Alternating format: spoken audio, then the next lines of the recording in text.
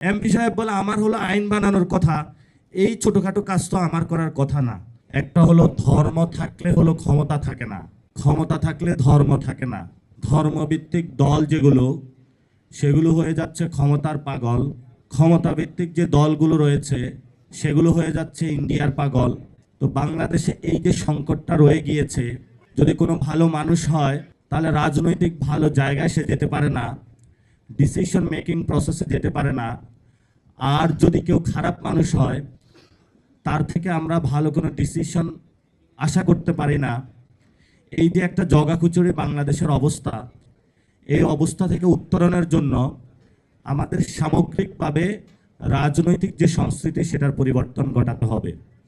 আমি গত 10 দিন পদযাত্রায় ছিলাম। যারা স্থানীয় লোকজন তারা খুব বিপদে আছে। এলাকাবাসী যখন দেখেন যে কোথাও গিয়ে হলো জায়গা পায় না, তারা খুব অধীর আগ্রহে থাকেন হলো এমপি সাহেবের জন্য।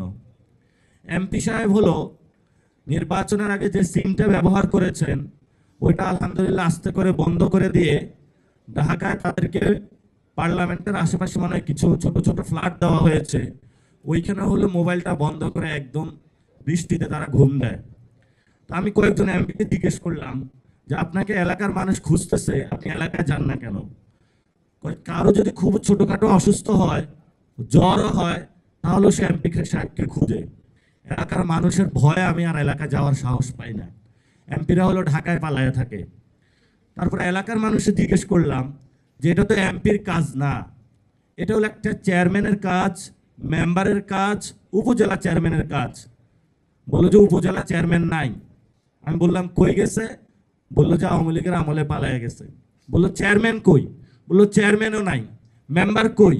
কিছু কিছু মেম্বার আছে, এদেরকে হলো রাতে টর্চ মারলে পাওয়া যায়, দিনের বেলায় তো এদেরকে খুঁজেও পাওয়া যায় না।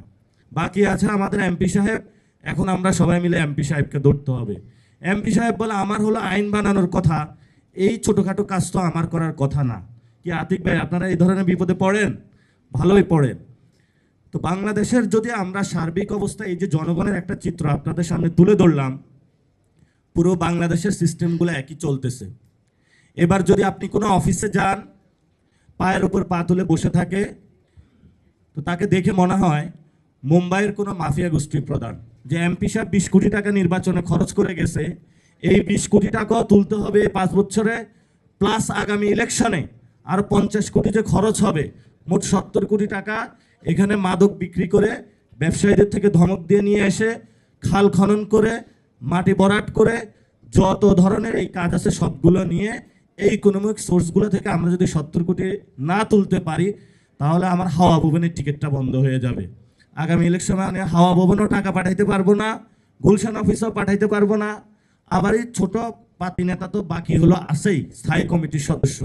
যদি এদেরকে টাকা না দিই তাহলে হলো আমার আসনটাও কমপ্লিট হবে না। তারপরে এমপি সাহেবদের থেকে আরও জিজ্ঞেস করলাম, কেউ হলো ইউএস এর লাইন ধরে। এক এমপি বলতেছে ইউএস এর কয়েকটা কোটা আছে পার্লামেন্টে, আমি যদি ওই কোটায় ঢুকতে পারি তাহলে তো আমাকে হলো পার্লামেন্টে হলো আমাকে তারা সহজে যেতে দিবে। আরও কিছু এমপি যারা আছে মানে এমপি হতে চায়, তারা ঘুরে হলো দিল্লির দিকে, বললো দিল্লিরও বাংলাদেশে কিছু কোটা আছে। কেউ পাকিস্তানের দিকে ঘুরে, বাংলাদেশে নাকি পাকিস্তানের কিছু কোটা আছে। কেউ হলো হলো চায়নার বেইজিং এর দিকে ঘুরে, বেইজিংয়েরও নাকি বাংলাদেশের পার্লামেন্টের কোটা আছে। এই কোটা করতে করতে 300 আসনে হলো 4-5 দেশ ভাগ করে নিয়ে যায়, বাংলাদেশের জনগণের আর কোনো কোটা থাকে না পার্লামেন্টে। এই হলো আমাদের পার্লামেন্ট।